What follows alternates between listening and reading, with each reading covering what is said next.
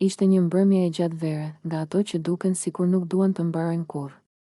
Në shtëpinë e vjetër në skaj të lagjes, Ludo ishte shtrirë në krevat, me dritaren gjysmë të hapur dhe me erën e detit që hynte si mysafire e padukshme. Kishte gjithë ditën që punonte në punishte dhe e vetmja gjë që donte ishte pak qetësi. Por qetësia, si zakonisht, nuk ishte pjesë e planit të shokëve të tij. Lëndrimi dhe Labinoti u futën në dhomë pa trokitur. Qeshnin me zë të lartë, duke shtyrë njëri tjetrin si dy fëmijë që sapo kishin zbuluar se si bëhet rëmuja. Ngrihu more gjumash. Thiri lëndrimi dhe i hodhi Ludon një jastëk në fytyrë. Ludo, po fle si gjysh, hajde të dalim. Shtoi Labi, duke ulur në cep të krevatit dhe duke ja tundur këmbët. Ludo u përpoqti ignoronte. Mbylli sytë dhe bëri sikur nuk i dëgjonte, por ata e kishin marrë misionin seriozisht. Lëndrimi filloi t'i binte me gishta në ballë si të ishte derë, ndërsa Labi i tërhoqi batanien. Po na bën sikur je i sëmur, a? Qeshi lëndrimi, mos na e prish mbrëmjen, se kemi plan të madh, vazhdoi Labi. Diçka brenda Ludonit u këpull. Ishte ajo fia e hollë e durimit që e kishte mbajtur gjithë ditën. U ngrit me vrull dhe, pa menduar shumë, i dha Labit një shkel në këmbë. Dilni jashtë, more. U lëriti ai, për një çast u bë heshtje. Lëndrimi u shtang, ndërsa Labi u skuq në fytyrë, më shumë nga krenaria e lënduar se nga dhimbja. Por heshtja zgjati vetëm një frym. Pastaj filloi përplasja e madhe. Labi ju hodh Ludonit dhe e shtyu pas murit. Krevati kërciti, tavolina u lëkun, gota e ujit ra në dysheme dhe u thye në mira copza. Lëndrimi u fut mes tyre, herë duke u përpjekur t'i ndante, herë duke e ndezur edhe më shumë zjarrin. Mos e prek më. Bërtiste Ludo, ti më godite i pari. Ja kthente Labi, zhurma u përhap nëpër shtëpi si bubullim. Nga korridori u dëgjuan hapa, por askush nuk guxonte të hynte. Të tre kishin qenë shok prej vitesh, por atë mbrëmje dukej sikur e gjithë e kaluara po digjej si letër e vjetër. Lëndrimi, që zakonisht ishte më i qeti, u përpoq të vendoste pak arsye. Hajde, boll tani. Po sillemi si budallënj, tha, duke i kapur për krahut të dy. Por askush nuk donte të dëgjonte. Secili mbronte të vërtetën e vet. Pas disa minutash shtyrje e britmash, Ludo u largua drejt balkonit për të marrë frym. Gjoksi i ngrihej shpejt, duart i dridheshin. Poshtë, lagja ishte e qetë, krejt e kundërta e stuhis brenda tij. Labi u ul në krevat, duke fërkuar këmbën. Nuk e prisja prej teje, tha me zë më të ulët, as unë nuk prisja të më bezdisnit si fëmijë. Ja ktheu Ludo pa u kthyer nga ai. Lëndrimi solli një peshqir dhe filloi të mblidhte copat e gotës. Po na shkon jeta duke u zënë për budallallqe, murmuriti.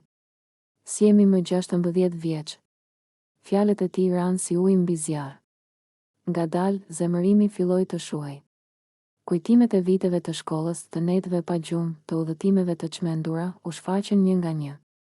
Ishin rritur bashkë, kishin ndarë gjithçka, dhe tani po prisheshin për një shkelm e disa fjalë të pamenduara. Ludo u kthye në dhomë dhe u ul në dysheme.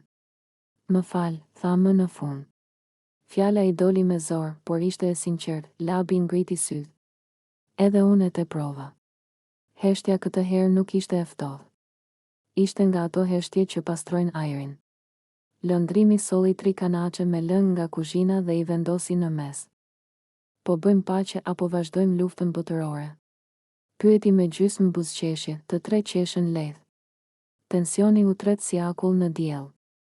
Filluan të flasin për gjëra të vogla, për ndeshjen e së dielës, për makinën e prishur të lëndrimit, për ëndrat që secili i mbante fshehur. Mbrëmja vazhdoi ndryshe nga si kishte nisur. Nga dritarja hynte ende era e detit, por tani sillte një ndjesi pajtimi.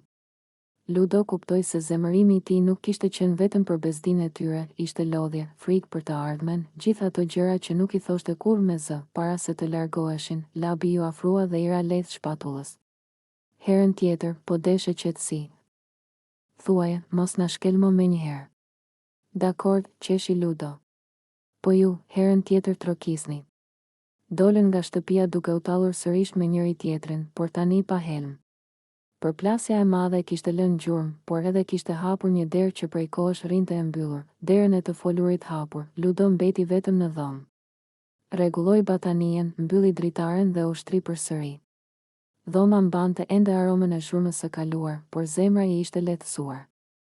Mendoj se misia është si ai krevati I vjetër, kërcet, thyet ndonjëherë, por po e deshe vërtet që në mënyrën ta rregullosh, dhe para se ta zinte gjumi. I erdhi ndërmend se ndoshta ajo sherr I çmendur kishte qenë pikërisht gjëja që u duhej për të mos u larguar kurrë nga njëri tjetri. Në shtëpinë e Big Brother Kosova tensionet shpesh duken sikur mbushin çdo cep të mureve. Dita e sotme nisi e qetë, me shurmën e filxhanëve të kafes dhe me biseda të lehta në kuzhinë, por nën atë qetësi ndjehej një nervozizëm I padukshëm. Klodi, I cili prej ditësh po përpiqej të afrohej me Benitën, duke I vendosur të merrte një përgjigje më të qartë prej saj. Ai I fliste shpesh për shoqërinë, për lojën, për mënyrën se si duhej të qëndronin bashkë për t'i bërë ballë nominimeve. Benita, nga ana tjetër, mbante një distancë që nuk ishte e vështirë të lexohej. Ajo qeshte me të tjerët, por kur Klodi I afrohej, trupi I saj ngurtësohej. Sot, teksa po kalonin nga dhoma e gjumit drejt sallonit, Klodi zgjati dorën për ta kapur për krahu, ndoshta si një gjest miqësor, ndoshta si një përpjekje për të thyer akullin. Benita u tërhoq menjëherë dhe iku me vrap disa hapa më tutje. Zëri I saj u dëgjua I prerë, "Ik, mos më prek, o debil. Mos mu afro më." Fjalët ranë sigur në mes të dhomës. Disa banor ngritën kokën të habitur, të tjerë bën sikur nuk dëgjuan asgjë. Në këtë lojë kamerash askush nuk di si të reagojë, të mbrojë shokun, të mbrojë veten apo thjesht të heshtë. Klodi mbeti I shtangur, me dorën ende në ajër. Në fytyrën e tij u përzien turpi dhe inati. Ai u përpoq të buzëqeshte. Por buzëqeshja ju thye në mes, unë vetëm desha të flisnim, tha ai me zëmë të ulët. Nuk kisha qëllim të keq. Por Benita nuk donte shpjegime. Ajo u kthye nga ai me sy të ndezur, "Shko te Eliona, ajo është mësuar me këto fërkime. Mua më lër rehat." Fjalët e saj, edhe pse të ashpra, dukeshin si një mur mbrojtës që ajo e kishte ndërtuar prej kohësh. Ndoshta brenda shtëpisë njeriu humb durimin më shpejt, ndoshta çdo prekje duket më e rëndë se jashtë. Eliona, që po dëgjonte nga divani, u skuq dhe u përpoq të ndërhynte. "Mos më përfshini mua, ju lutem. Secili ka kufit e vet," tha ajo me një zë që dridhej mes frikës dhe bezdisjes. Atmosfera u bë edhe më e rëndë. Disa banor u afruan për të qetësuar situatën, duke I kujtuar se janë në një lojë dhe se fjalët mbeten gjatë në kujtesën e publikut, por drama në Big Brother nuk është kur vetëm për një moment. Ajo mbart me vete historitë e ditëve të mëparshme, xhelozitë e vogla, keqkuptimet, aleancat e fshehta. Klodi prej javësh ndjej I lënë mënjan dhe afrimi me Benitën ishte, sipas tij, një mënyrë për të krijuar një aleate. Benita e shite ndryshe, si një presion që I merrte frymën. Në dhomën e rrëfimit ajo foli gjatë, me zërin herë të fortë dhe herë të thyer. "Nuk dua që askush të më prek pa dëshirën time. Këtu duket sikur çdo gjë lejohet vetëm se jemi para kamerave. Por unë kam kufi. Nuk jam personazh, jam njeri." Fjalët e saj tingëlluan si një kujtesë për të gjithë se pas lojës fshihen ndjenja reale, edhe Klodi u thirr më vonë. Ai u përpoq të shpjegonte veten, duke thënë se nuk e kishte menduar se gjesti I tij do të merrej kaq keq. "Ndoshta jam mësuar me një lloj tjetër komunikimi. Këtu gjithçka zmadhohet. Nuk dua të dukem si dikush që s'respekton gratë," tha ai, ndërsa shikonte poshtë, sikur kërkonte fjalët e duhura në dysheme. Mbrëmja vazhdoi me diskutime të gjata në obor.